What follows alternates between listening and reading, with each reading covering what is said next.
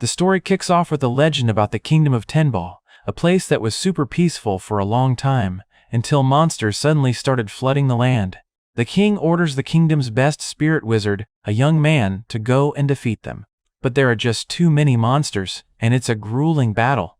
The young man gets beaten up badly and begs the spirit fighting with him to release all her powers, saying he doesn't care what happens to him. The spirit knows this is his final wish, but she agrees and gently embraces him. In an instant, all the monsters are wiped out. The young man, having used up all his strength, collapses.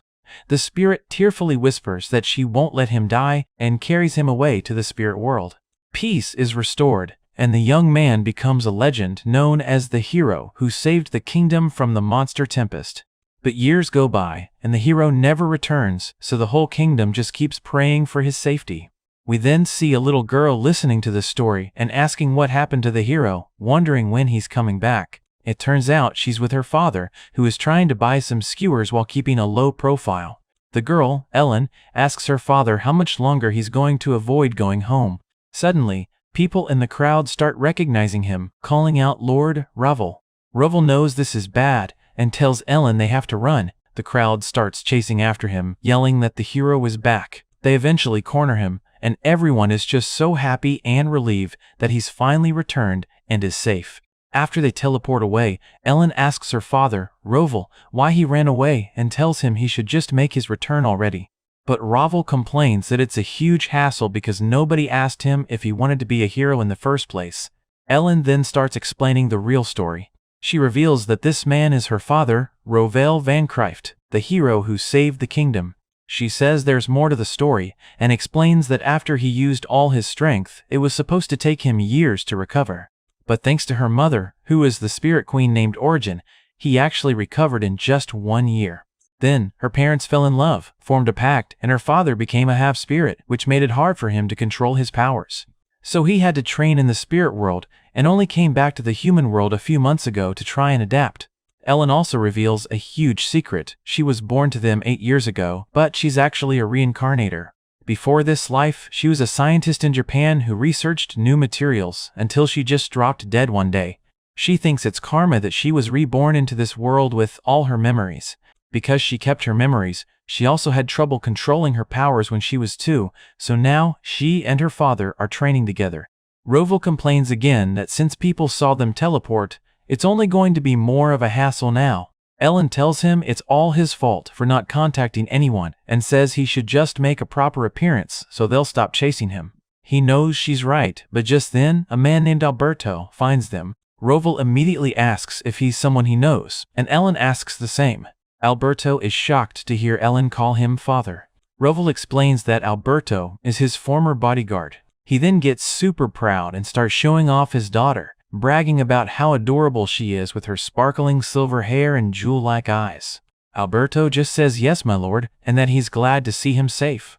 Alberto then tells Ravel that Duke Vancryft and everyone else has been waiting for his return. Ravel is confused and asks about the Duke title. Alberto explains that after Ravel's achievement in the Monster Tempest 10 years ago, the Vancryft family was promoted in peerage, and Ravel's younger brother, Savel, is now the head of the family. Ravel thinks this is great and means he doesn't have to return, but Alberto insists he must come back because of Sauvel's wife, Lady Agiel.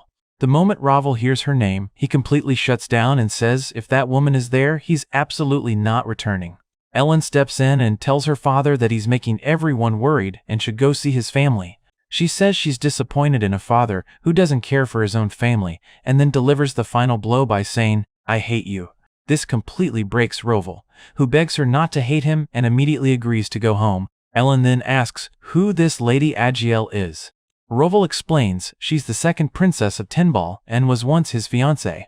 He called off the engagement before going to battle because he wasn't sure he'd come back alive. Alberto adds that Lady Agiel forced the engagement on him, and when he disappeared and Sauvel became the new duke, she just set her sights on him instead. Now, the Vancryft family is in dire financial trouble because of her crazy spending. Ravel feels guilty, realizing his brother became her next victim because of him. He decides he has to go back, but first, he says he has a stop to make. They go to a small church, and Ravel asks the reverend if he can register his marriage.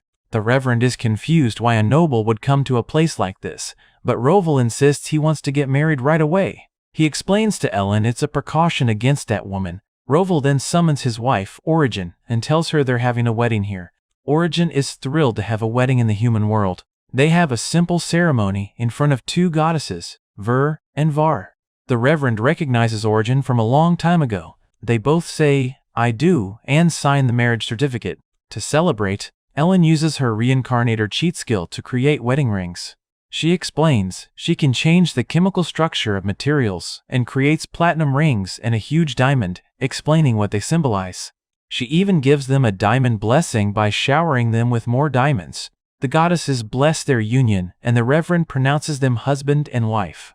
Ellen gives the Reverend some of the gems as a thank you gift. Afterwards, Roval announces he's heading home but wants Origin and Ellen to go back to the spirit world. He's worried about what Agiel might do to them and doesn't want her or the royal family to find out about Ellen, fearing they try to arrange a marriage for her, which would make him go berserk. Origin agrees, saying she'd want to blast Agiel with fire if she met her. She wishes him luck on the front line. Roval gets scared and wants to go back with them, but they both encourage him to be strong and do his best. As Roval leaves, Origin and Ellen decide to watch him through a water mirror. Alberto then tells Origin about Roval's past. He explains that Lady Agiel's obsession with Roval was insane. She forced the engagement, and Roval became more and more distant. When the monster tempest happened, Roval used it as an excuse to break things off. Agiel got so angry that she used her royal power to send both Roval and his father to the front line as revenge, where his father died. Alberto says Roval has changed so much and seems truly happy now, something he never was in the past. He thinks Roval found the happiness he lost 10 years ago in the spirit world. Roval finally arrives at the Van Cryft estate. The servants and people are overjoyed, shouting that the hero has returned. Roval greets them all warmly, saying he's happy to see them safe. He's led inside to meet his brother, Sauvel, and his wife, Lady Agiel, who has clearly let herself go. Agiel immediately runs up to Roval, assuming he's come back for her. She says she was forced to marry his brother, but knew Roval couldn't forget about her. Roval is just disgusted and asks who she is. Watching this from the spirit world, Origin gets so unbelievably angry that she starts setting things on fire. Ellen has to rush over and tell her mother to stop before she burns down their castle. Origin points at the woman in the water mirror and tells Ellen that the pig is Agiel.